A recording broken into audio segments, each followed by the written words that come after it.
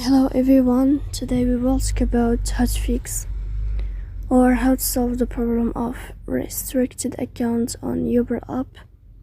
We click on settings. In this page you can click on apps, default apps, app settings. And above you can search about Uber app and you will enter.